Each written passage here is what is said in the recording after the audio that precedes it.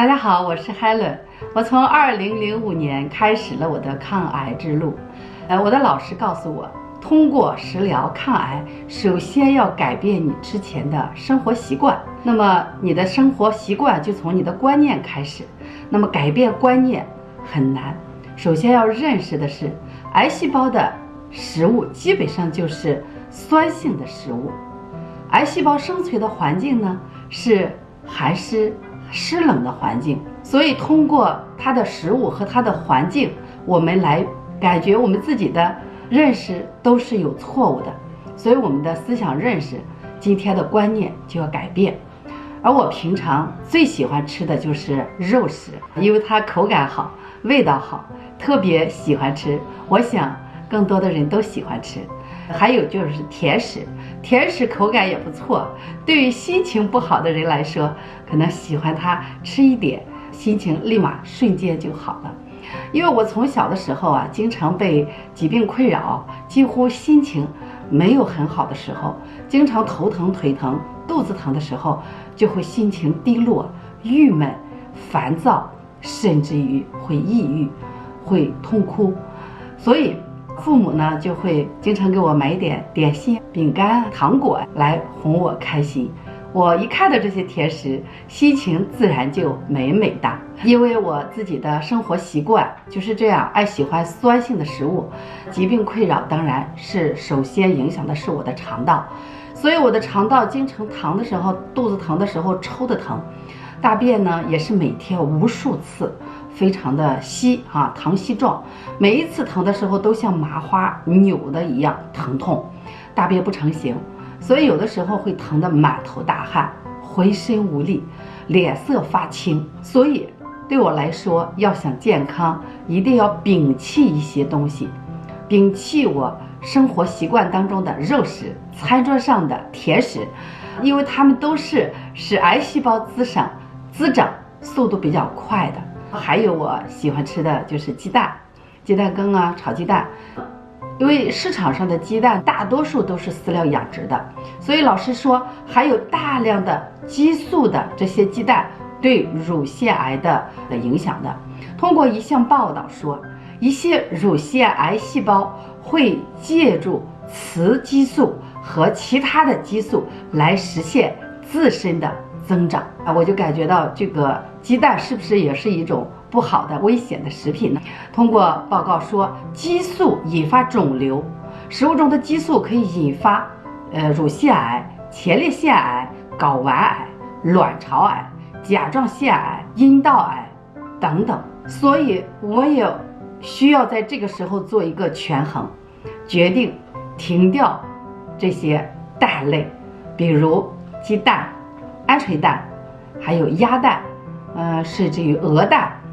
还有一些就是乳制品了。老师说，乳制品当中，因为现在中国的一些养殖的牛、羊、猪都是通过各种的饲料养殖。这里有一项报告，2002年2月，美国罗马尼达大学的研究员在国际流行病杂志报道了一篇研究论文。这个论文对5.3万女性进行了长达8年的跟踪调查，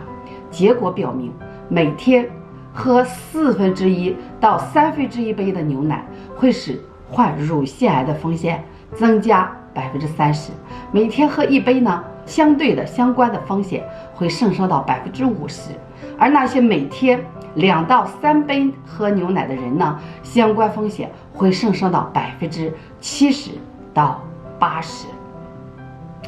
导致这一风险增加的原因，可能就是因为牛奶当中含有的这些性激素。因为以前我是不喝牛奶的，因为身体的一些原因，也是平常的买一些牛奶喝。通过老师这样说呢，我就开始决定要放弃我的牛奶。因为女性的乳腺癌是一种激素反应性。此外呢，还有一些报告说，乳制品和其他动物蛋白摄入以后，在血液当中，胰岛素一样的生长因子水平升高了，所以这种因素引发癌症。但是大豆制品和乳腺癌之间没有明显的关联。因此呢，研究人员建议豆浆代替牛奶。就这样，我也是立马就决定用豆浆代替了我的牛奶。为了我的病情尽快的痊愈，也为了我的2个孩子能够有一个健康的妈妈，我决定停掉肉、蛋、奶以及一些相关的食物。就这样一停就是3年。老师说我的肠道也不很好，因为经常的肠道反应特别的厉害，所以说他就说导致我免疫力下降的主要的原因之一就是肠道的免疫功能下降。因为肠道是人体最重要的营养消化吸收器官。一个人一生当中，我们每天都在吃饭，平均要处理的65吨的食物和饮料，也相当于12头大象的这样的重量，约99%的营养物质都是由小肠消化吸收，经过小肠消化吸收作用以后，可以分解，然后成为人体所需要的小分子的营养成分。那么食物在小肠当中停留的时间如果长的话，那么就会影响肠道的健康。一般的正常的时间是3个小时到8个小时，那么我的肠道几乎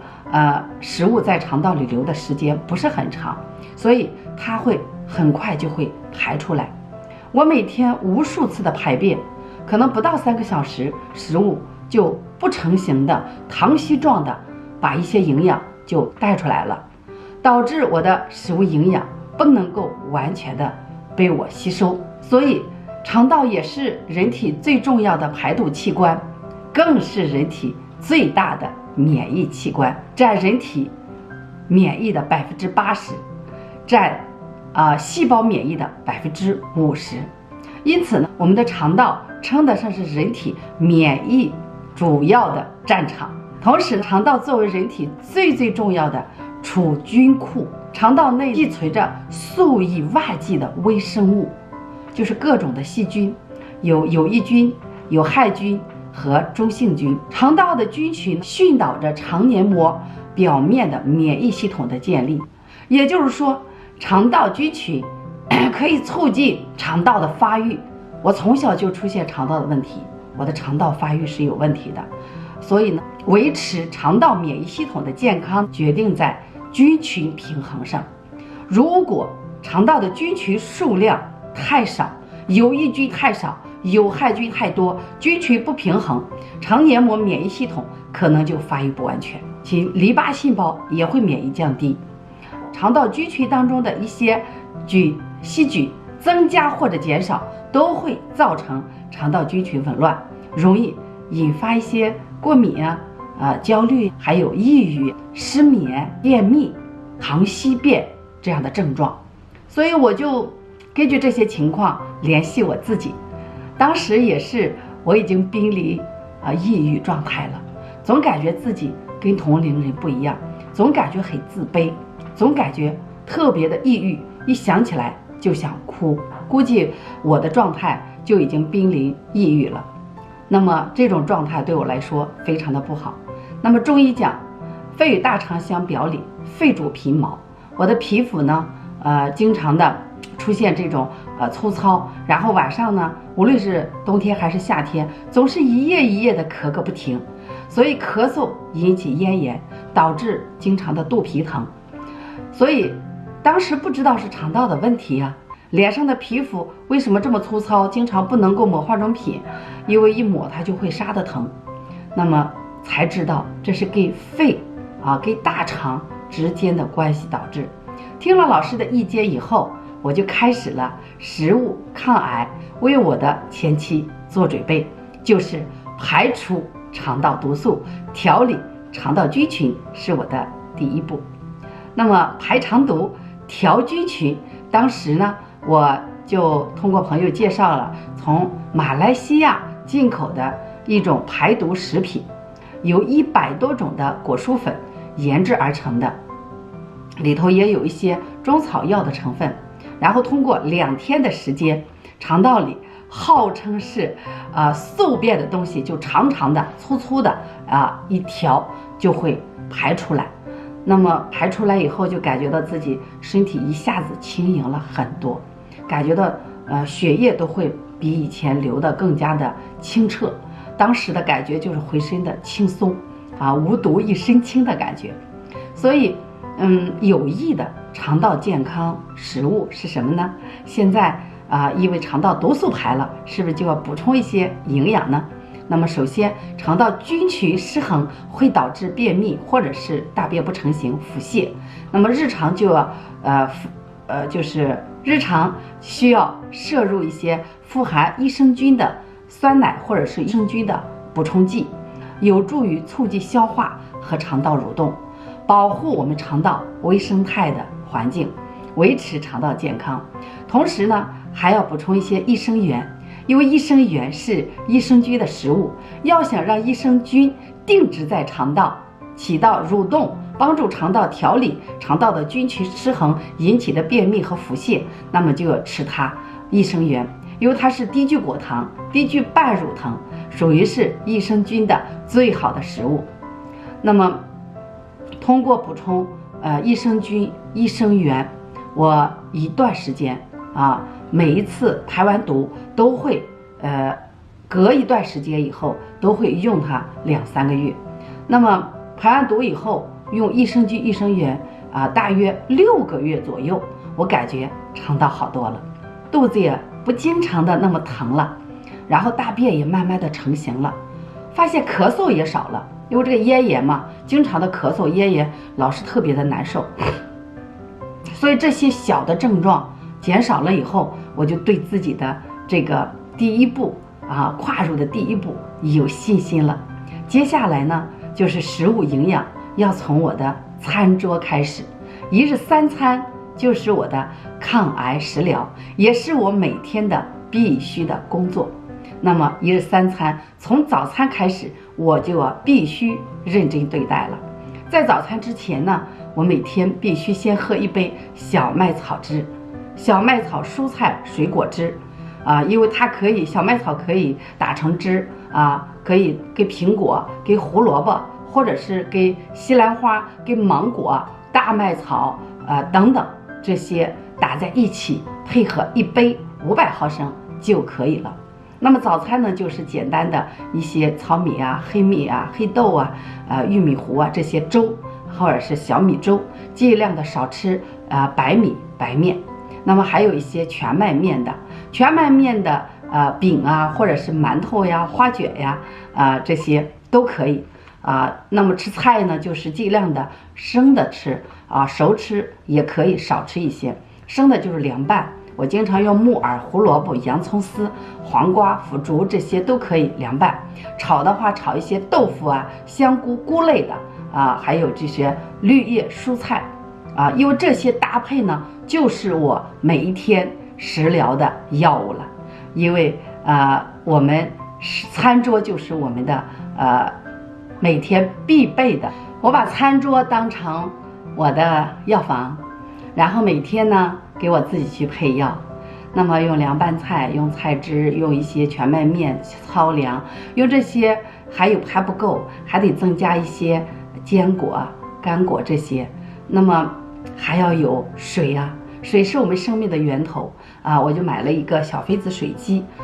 因为我们的细胞是离不开水的，一定要有小分子水，保证我们的营养迅速的吸收，迅速的代谢。这样的话，毒素不会在体内增加，毒素迅速的排出来，保证身体细胞的健康。第二天呢我们就开始运动了，每天要运动，吸收一些新鲜空气。每天早上8点到9点一定要晒太阳，因为我的体温非常的低因为寒湿体质是癌细胞所喜欢的温床。因为我的当时的体温是严重的低35.6度这中医说我是寒湿体质，无论是春夏秋冬，手脚发凉，特别是到冬天，膝盖以下到寒冷的3、9天的时候是腿脚都是没有知觉的。所以体温应该正常的体温是多少呢？是36.8度到37度2之间，所以我的体温有待提升。因为提升体温呢，对于我们的癌细胞的停止生长有一定的帮助。因为体温提高以后，可令癌细胞暂时性的停止增长。当你的体温调到37度以上的时候那么可以破坏和消灭癌细胞。所以坚持晒太阳就成了我除了食物抗癌以后的第2项重要的工作，每天都要坚持做。因为这个东西对我们来说是免费的，是大自然赏给我们的最大的最好的。那下雨天就要运动了，直到有一天我发现我的体温有一天升到了36度8我就感觉到这个体温基本上是正常了。那么我的果汁呢，也是每天在清除我体内细胞上的毒素。果汁抗氧化它还有大量的叶绿素，抗细胞氧化，补充维生素、贝塔维生素，还有维他命矿物质，相当于生化反应调理，可以称为是果汁化疗也叫汁疗那么主食呢，用糙米全麦面补充一些维生素 B 族、粗量的纤维，可以给我们的脑神经细胞以及皮肤细胞提供营养，因为它们都需要大量的维生素 B 族。那么这些蔬菜，特别是生食的木耳、洋葱、胡萝卜这些都有大量的食物纤维，可以使我肠道的毒素很快的及时代谢出去，不会产生2次污染，可以破坏癌细胞的生存环境，使我的酸性体质慢慢的转向弱碱性体质，增加肠道免疫达到我的抗癌的作用。大家听了我的这些简单的介绍以后希望你也能够从中受益。今天呢就给大家分享到这里，谢谢各位的聆听。接下来我还会有更多的视频分享给大家，谢谢大家的订阅。今天再见了。